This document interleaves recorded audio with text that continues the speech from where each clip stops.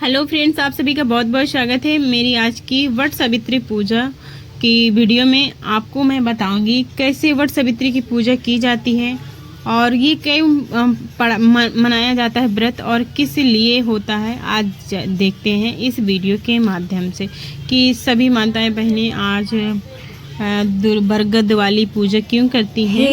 तो शुरू करते हैं। बहुत समय पहले की बात है, मध्य देश में अश्वपति नाम के एक प्रतापी और धर्माजा राजा रहते थे, यानी राज्य करते थे और उनके राज्य में सुख शांति की प्रजा खुशहाल थी। लेकिन राजा और रानी एक बहुत से दुखी थे क्योंकि उनके पास कोई संतान नहीं थी। संतान प्राप्ति के लिए राजा अश्वपति ने कई वर्षों तक माँ सावित्री की कठोर तपस्या की। वे प्रतिदिन पूजा पाठ करते थे। उनकी भक्ति से प्रसन्न होकर देवी सावित्री प्रकट हुई और बोली, राजन, तुम्हारी तपस्या सफल हुई, तुम्हारे घर एक सुंदर गुणवान कन्या जन्म लेगी।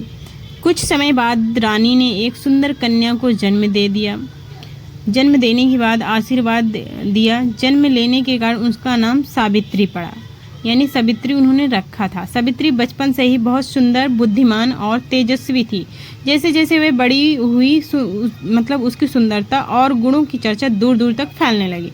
जब सावित्री विवाह योग्य हुई तब राजा अश्वपति ने उसके लिए योग्य वर की खोज शुरू की, लेकिन सावित्री जैसी तेजस्वी कन्या के लिए कोई योग्य वर नहीं मिल पा रहा था।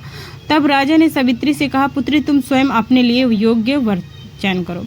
पिता की आज्ञा पाकर सावित्री अनेक राज्यों में गई। यात्रा करते हुए वह एक वन में पहुंची जहां उसने सत्यवान नाम के एक राजकुमार को देखा। सत्यवान बहुत ही धर्मात्मा, सत्यवादी और माता पिता का सेवक था। उसका परिवार पहले से राज करता था, लेकिन दुर्भाग्यवश उनका राज्य छिन गया था। वे वन में साधारण जीवन जी रहे थे। सावित्री ने सत्यवान को देखते ही मन में उसे अपना पति मान लिया। वापस आकर उसने अपने पिता को सारी बात बताई। उसी समय वहाँ देवर्षि नारद मुनि उपस्थित थे। उन्होंने कहा, राजन, सत्यवान सभी गुणों से श्रेष्ठ है, लेकिन उसकी आयु बहुत कम है। विवाह के 1 वर्ष बाद उसकी मृत्यु निश्चित है। ये सुनकर राजा अश्वपति बहुत चिंतित हुए। उन्होंने सावित्री को समझाया कि वह किसी और राजकुमार को चुन ले, लेकिन सावित्री ने दृढ़ स्वर में कहा, पिताजी, भारतीय नारी केवल एक बार ही अपने पति का चयन करती है। मैंने सत्यवान को मन ही मन अपना पति मान लिया, इसलिए अब मैं किसी और से विवाह नहीं कर सकती हूँ। सावित्री को दृढ़ देखकर राजा ने राजा उसके पिताजी उसका विवाह सत्यवान से करा दिया। विवाह के बाद सावित्री ने अपने सास ससुर के साथ वन में रहने लगी। वहाँ अपने पति सास ससुर की सेवा करने यानी पूरा मन करती थी। धीरे धीरे समय बीतता गया, लेकिन सावित्री को देवर्षि नारद की बात हमेशा याद रहती थी। जैसे जैसे सत्यवान की मृत्यु का दिन वापस आने लगा, सावित्री की चिंता बढ़ने लगी। जिस दिन सत्यवान की मृत्यु निश्चित थी, उस दिन सावित्री ने व्रत रखा था। भगवान से अपने पति की लंबी आयु की प्रार्थना कर रही थी। सत्यवान लकड़ी काटने के लिए जंगल जाने लगे। सावित्री भी उनके साथ जंगल में जाने लगी। वह थककर सावित्री को गोद में सिर रखकर लेट गए। कुछ ही क्षणों में यमराज वहां प्रकट हो गए। सत्यवान से कहा, प्राण लेकर दक्षिण दिशा की ओर चल पड़े। सावित्री भी उनके पीछे पीछे चलने लगी। यमराज ने पीछे मुड़कर कहा, देवी, अब तुम वापस जाओ और यहाँ संसार का नियम है। सावित्री विनम्रता से बोली, धर्मराज, जहाँ तक मेरे पति जाएंगे वहाँ तक मेरा जाना भी धर्म है। पत्नी का सबसे बड़ा कर्तव्य अपने पति का साथ निभाना होता है।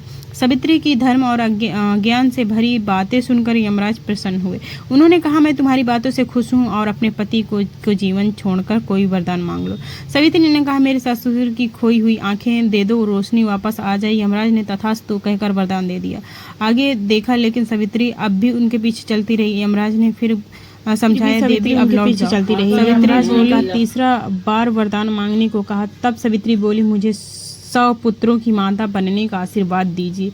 यमराज ने कहा, अनजाने में तथास्तु कह दिया। कुछ दूर जाने के बाद उन्हें एहसास हुआ कि बिना पति के सावित्री को पुत्र कैसे प्राप्त होंगे। तब वे सावित्री की पतिव्रता शक्ति और बुद्धिमानी से अत्यंत प्रभावित हुए। उन्होंने सत्यवान को प्राण वापस लौटा दिए और कहा, देवी, तुम्हारी निष्ठा और प्रेम से मुझे पराजित कर दिया। तुम्हारा पति दीर्घायु हो। इसके बाद सावित्री वापस उसी स्थान पर आई जहां सत्यवान लेटे थे। थोड़ी देर बाद में सत्यवान जीवित होकर बैठे, मानो गहरी नींद में से जागे हों। दोनों की खुशी अपने आप लौट आई। आश्रम आए, वहाँ जाकर अपने माता पिता और सास ससुर की आंखों की रोशनी लौट आई थी, वो भी देखा। कुछ समय बाद उनका राज्य भी वापस मिल गया।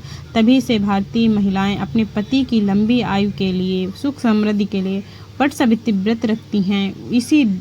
इस दिन महिलाएं वट वृक्ष की पूजा करती हैं, धागा बांधती हैं और सावित्री सत्यवान की कथा सुनती हैं। यह व्रत पति पत्नी के अटूट प्रेम, विश्वास और समर्पण का प्रतीक माना जाता है। सो फ्रेंड्स, कैसी लगी आपको यह वीडियो, सत्यवान यानी सती सावित्री की स्टोरी? तो